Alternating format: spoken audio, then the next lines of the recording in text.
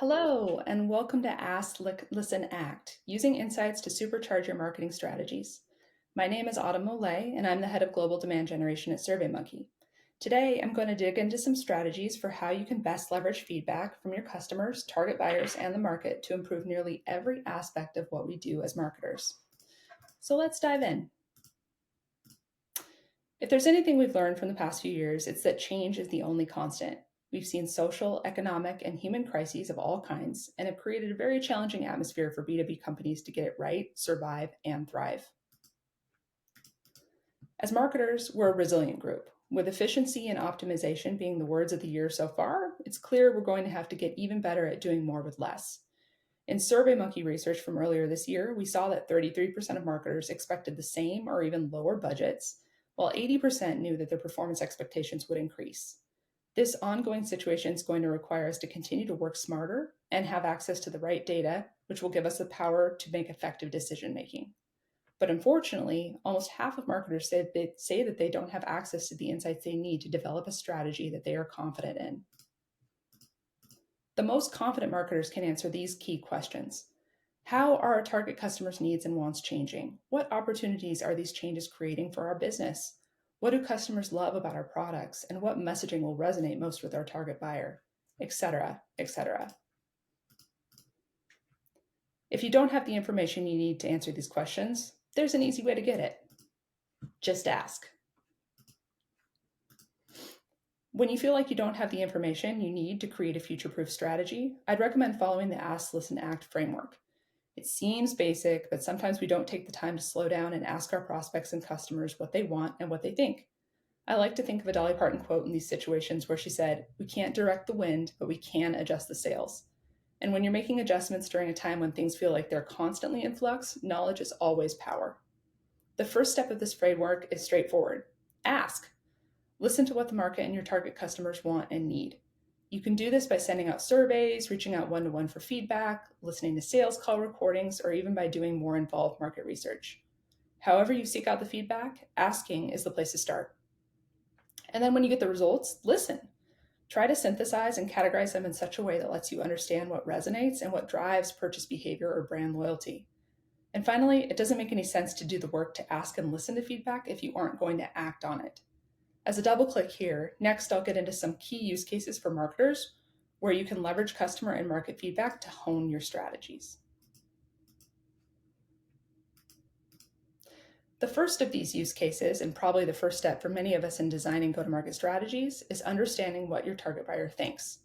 In this situation, something like a usage and attitude study is probably going to be the most useful tool in your arsenal. But again, simply asking your target audience about their attitudes and behaviors when it comes to your product or solution will give you the much needed information.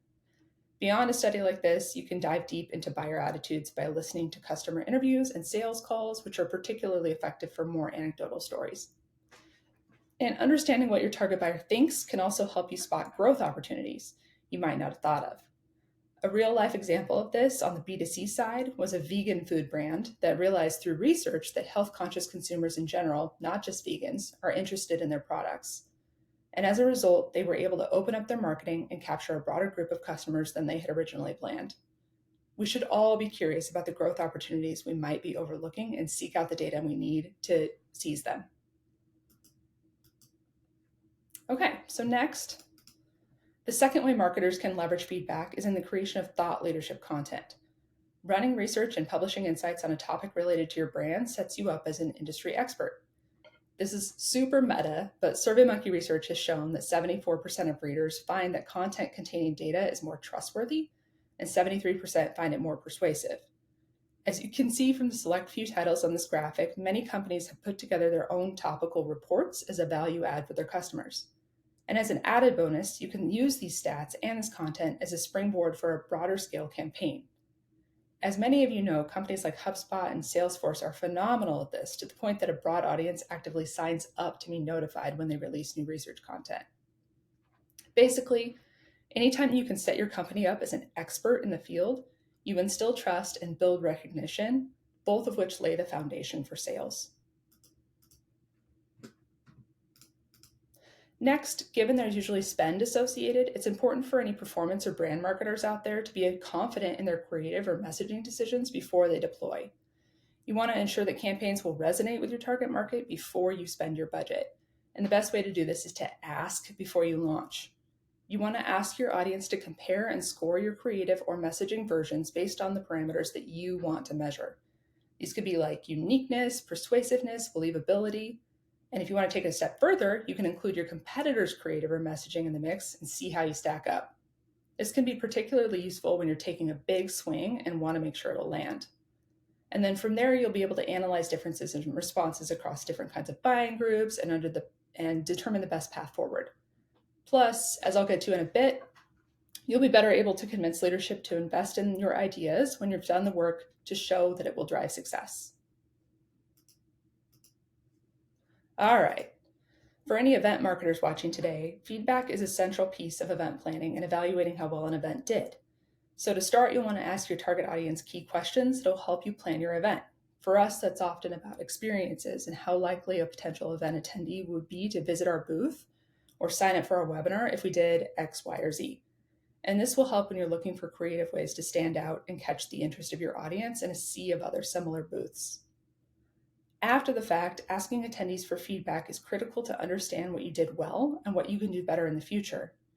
And finally, I often use surveys internally for sales reps and others that worked our booths to understand how prepared they felt before and during the event and how successful they think the event will be for their goals in the future. This helps us improve our planning process and also helps us to select the highest impact events for our pipeline.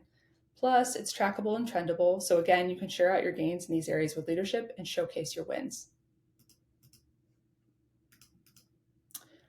As I keep noting, I find that one of the most compelling use cases of feedback from your target buyers is in convincing leadership that your strategy is the right one. Now more than ever, leaders want to see efficient growth at scale and understand that every dollar they give you is being spent to the maximum effect. Any customer or market data you collect serves as a proof point for why you are doing what you're doing and inspires confidence in your abilities from the top down. I can't underline enough how effective this can be.